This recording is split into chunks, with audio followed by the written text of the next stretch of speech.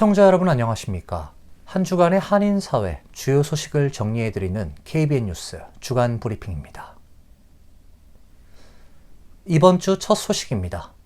지난 토요일 세계의 중심 뉴욕 맨해튼이 코리아로 물들었습니다. 형형색색의 꽃차 등 차량 14대와 1,400여 명이 함께 대형 퍼레이드를 펼쳤는데요. 높아진 한인사회 위상을 재확인했습니다. 뉴욕 한인사회를 대표하는 이벤트 코리안 퍼레이드가 개최됐습니다. 지난 토요일 정오 맨해튼 38가를 출발한 행렬은 6에비뉴를 따라 행진하며 우리 민족의 우수성을 뽐냈습니다. 대형 태극기를 선두로 오색빛 꽃차와 100여 개의 한인단체의 행렬이 뒤를 이었습니다. 올해 그랜드 마샬엔 이명석 뉴욕 한인회장과 그레이스의 뉴욕주 하원 의원, 린다의 뉴욕시 의원, 마크 레빈 맨해튼 보로장 등이 함께했으며 특히 다음 달 실시되는 뉴욕시장 선거에 출마한 앤드류 쿠오모 전 뉴욕 주지사와 공화당 커티스 리와 후보가 함께 한인사회 표심을 호소했습니다. 2시간여 펼쳐진 퍼레이드 내내 인도 양쪽을 가득 메운 관람객들은 태극기와 성조기를 흔들며 환호했습니다. 32가 한인타운은 거대한 야외 장터로 변했습니다. 입구에서는 500인분의 대형 비빔밥이 비벼지고 거리 양쪽에 자리한 부스에는 다양한 한식과 우리 전통놀이까지 선보여 행사장을 찾은 뉴요커들은 한국 문화를 경험했습니다. LA 총영사관에서 직원의 성희롱 사건이 있었던 것으로 드러났습니다. 사건은 이미 형사 고발 조치가 이루어져 법적 절차를 진행 중인 것으로 알려지고 있습니다. LA 중앙일보는 국회 외교통일위원회 소속 김태호 의원이 외교부로부터 제출받은 자료에 따르면 LA 총영사관에서 업무상 횡령, 직장 내 괴롭힘 및 성희롱, 업무 지시 불이행 등의 이유로 행정 직원이 징계를 받았다고 보도했습니다. 총영사관이 제출한 자료엔 사건 발생 연도 외에 성희롱 내용과 피해 직원, 횡령 금액, 업무 불이행 내용 등의 세부 사항은 공개되지 않았습니다. 다만 형사 고발 조치란 내용만 명시돼 있습니다. LA 총영사관의 박철 언론 담당 영사는 지난 7일 미주 중앙일보에 법적 절차가 진행 중인 사안이라 세부 내용에 대해 말하기 어렵다고 밝혔습니다. 앞서 2022년엔 행정직원 2명이 시간 외 근무수당을 부당 청구한 사실도 적발돼 견책 처분을 받았던 것으로 드러났습니다. 총영사관 측은 부정 청구된 금액을 전액 회수했다고만 할 뿐 구체적인 액수는 공개하지 않았습니다. 두 직원은 지금도 근무 중이라고만 전했습니다. 김태호 의원은 LA 총영사관은 세계 최대 한인사회를 관할하는 제외 공간으로 공직 기강이 바로 서야 하는 곳인데 공관 내 성희롱과 괴롭힘은 결코 간과할 수 없는 일이라며 총영사는 물론 외교부도 해당 사안을 철저히 조사하고 재발 방지를 위한 강력한 조치를 취해야 한다고 강조했습니다. 지난해 미국에서 재외국민 1,193명이 사건, 사고 피해를 본 것으로 나타났습니다. 재외국민 범죄 가해자 수는 3,321명으로 1년 전보다 약 45% 급증했습니다. 더불어민주당 윤후덕 의원이 외교부로부터 받은 재외국민 사건, 사고 피해 현황에 따르면 지난 한 해 동안 해외에서 사건, 사고를 겪은 한국인은 17,283명으로 집계됐습니다. 국가별로 보면 미국은 1,193명이 피해를 입어 일본 2,348명, 베트남 1,767명 다음으로 많았습니다. 미국의 경우 장기 거주하는 재외국민의 절도 피해 신고가 가장 많았습니다.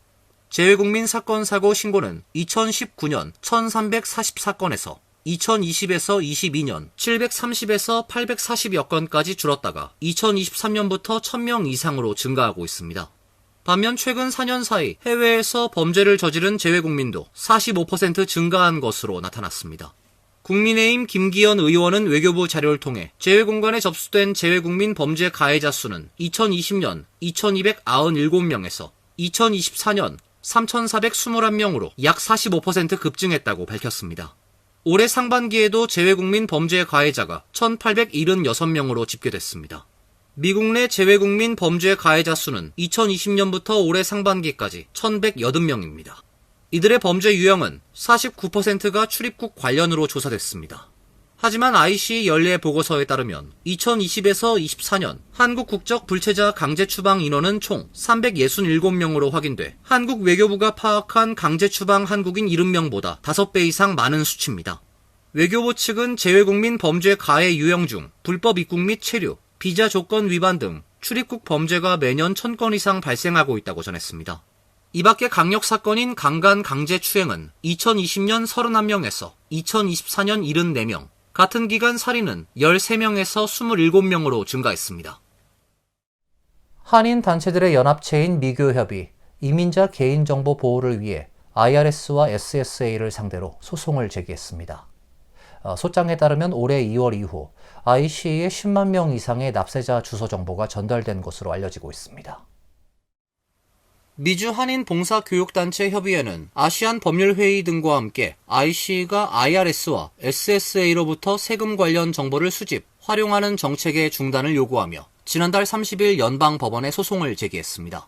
미교협은 최근 사회보장국과 이민세관 단속국 간 체결된 협정에 따라 두 기관이 매달 5만 명의 이민자 개인 신상 및 재정 정보를 공유할 계획이란 사실이 드러나면서 이 같은 조치가 이민자 커뮤니티의 권리를 침해한다고 주장했습니다. 협정은 최근 몇 달간 이민자 권익단체들이 지속적으로 경고해온 정부기관 간의 위험한 정보 공유 관행이 이어지고 있음을 보여줍니다. 특히 올해 2월 이후 IC가 IRS에 수백만 명의 납세자 정보를 요청해 이미 10만 명 이상의 주소 정보가 전달된 것으로 알려지고 있습니다. 미교협은 행정부가 중앙 집권적 권한을 이용해 시민의 자유를 억압하는 것은 권위주의적 통치로의 위험한 전환이라며 성실히 세금을 낸 이민자 가족이 정부의 감시와 처벌의 대상이 되어선 안 된다고 강조했습니다. 단체는 또한 IRS와 SSA의 정보 공유가 이민자 커뮤니티를 괴롭히고 과도하게 감시하기 위한 권력 남용이라고 비판하며 이러한 행위가 납세 신고 서비스를 제공하는 지역 단체들과 주민 간의 신뢰를 훼손한다고 지적했습니다. 올해 메디케어 파트 C 가입자가 20여 년 만에 처음으로 줄어들 전망입니다. 최근 2년간 예상보다 높은 의료비 지출과 규제 강화로 수익이 악화된 보험사들이 수익성이 낮은 플랜을 축소하거나 시장에서 철수하고 있습니다. 연방 메디케어, 메디케이드 서비스국은 지난 26일 올해 파트 C 가입자가 3,400만 명으로 지난해 3,500만 명에서 감소할 것으로 예상된다고 발표했습니다. 올해 가입자 수는 전체 시니어의 절반 이하 수준입니다. CMS는 다만 내년엔 보험사들의 예상보다 파트 C 가입자가 더 많을 것이라며 시장이 안정적으로 유지될 것이라고 밝혔습니다. 시니어들은 내년에 대부분의 지역에서 평균 10개의 플랜을 선택할 수 있을 것으로 보입니다. 가입자 감소 이유 중 하나는 보험사들이 지난 10여 년간 메디케어 시장 확대에 주력했지만 최근 2년간 예상보다 높은 의료비 지출과 규제 강화로 수익성이 악화했습니다.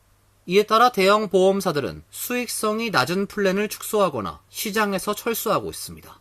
메디케어 등록 중개업체 챕터는 보험사들이 오랜 성장이 아닌 수익성에 집중하고 있어 일부 혜택이 과거보다 줄어들 것이라고 말했습니다. CMS가 보험사에 대한 규제를 강화해 지출 감소 압박이 커졌고 이 때문에 보험사가 제공하는 혜택이 줄거나 플랜이 줄면서 일부 시니어들이 파트 C를 포기하고 오리지널 메디케어로 돌아갔습니다. CMS는 파트 C의 월 평균 보험료가 16.40달러에서 2026년 14달러로 낮아질 것이라고 추정합니다. 그러나 에버코어 SIS의 분석에 따르면 유나이티드 헬스와 CVS의 에트나, 휴마나 등 대형 보험사들의 다수 플랜에서 보험료와 공제, 본인 부담 상한이 오를 가능성이 큽니다. 특히 HMO 플랜은 혜택 축소가 두드러질 것으로 전망했습니다. 내년 플랜 오픈 등록은 지난 1일부터 시작됐습니다. 시니어들은 보험사로부터 기존 플랜 변경 사항을 통보받게 되며 15일부터 12월 7일까지 새로운 플랜을 선택할 수 있습니다. 명문 아이비리그 대학인 예일대에 입학한 학생이 입학 한 달 만에 대학에서 쫓겨나는 사건이 발생했습니다. 해당 학생은 고교 성적표와 추천서 등 대학에 위조한 가짜 서류를 제출해 합격한 것으로 알려져 충격입니다. 대학 측은 내년부터 검증 절차를 강화하겠다고 밝혔습니다. 예일대 학보사 예일 데일리 뉴스는 예일대 소속 데븐포트 칼리지 1학년생 린 씨의 입학이 취소됐다고 보도했습니다. 예일대 대변인은 성명을 통해 린 씨가 가짜 정보를 지원서에 기재했으며 자기 자신을 사실과는 다르게 표현했다고 밝혔습니다.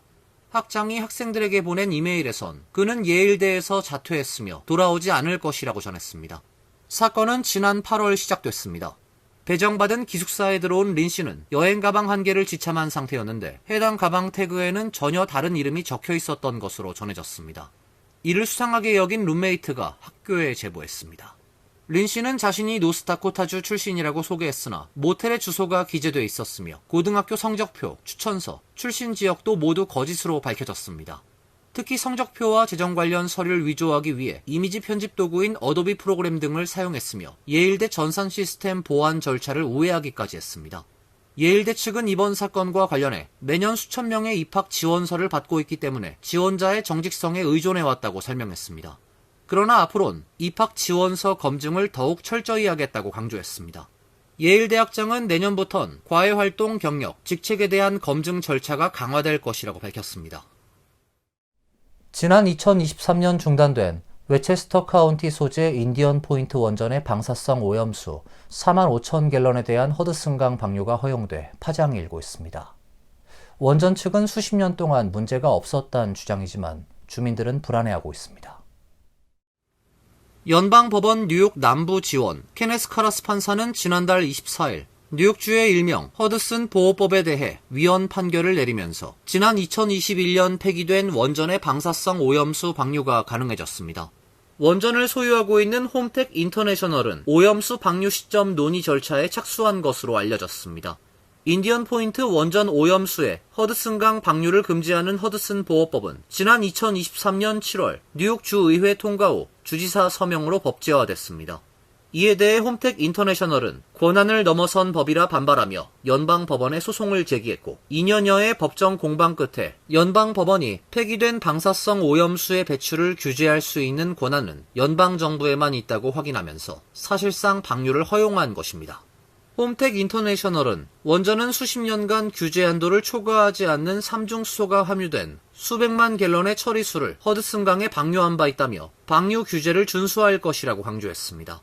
뉴욕시에서 북쪽으로 불과 35마일 떨어진 곳에 위치한 인디언 원전은 모두 3기 원자로를 가동, 뉴욕시 사용 전력량의 25%를 생산해오다 2021년 4월 30일을 마지막으로 3호기 폐쇄로 전력 생산 및 운영을 영구 중단했습니다. 독감 예방주사 접종 시기가 돌아왔습니다. 전문가들은 독감 환자가 본격적으로 늘어나는 11월을 앞두고 10월이 접종의 가장 이상적인 시기라고 강조하고 있습니다. 올해부턴 비강 분무형 백신 플루미스트를 집에서 직접 접종할 수도 있습니다. 본격적인 독감 시즌을 앞두고 백신 접종을 당부하고 있습니다. 최근 백신 관련 혼란이 많았지만 독감 백신 권고 지침은 바뀌지 않았습니다. CDC와 주요 의학단체에 따르면 생후 6개월 이상 거의 모든 사람은 독감 백신 접종 대상입니다. 매년 수만 명의 미국인이 독감으로 사망하고 있습니다. 특히 지난해 겨울은 유난히 심각해 CDC는 독감 관련 합병증으로 숨진 아동이 280명에 달했다고 집계했습니다. 65세 이상은 고용량 백신이나 면역 강화제가 포함된 백신 접종을 권장합니다. 주사를 꺼리는 경우 2세부터 49세까지는 비강 분무형 플루미스트를 선택할 수 있습니다. 플루미스트는 20년 넘게 사용되었지만 올해부턴 일부 성인이 온라인을 통해 신청해 집에서 직접 접종할 수 있습니다. 지난해 FDA 승인을 받았지만 적용이 늦어 올해 처음 시행됩니다.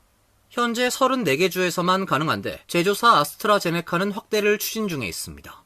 독감 백신과 코로나19 백신은 동시에 맞을 수도 있습니다. 다만 최근 연방자문위원회가 코로나19 백신 접종 권고를 철회하고 개인 선택에 맡기면서 코로나19 백신 수급에 차질이 있을 수도 있습니다. 이상으로 KBN 뉴스 주간 브리핑을 마칩니다. KBN과 함께 즐거운 주말 되시길 바랍니다.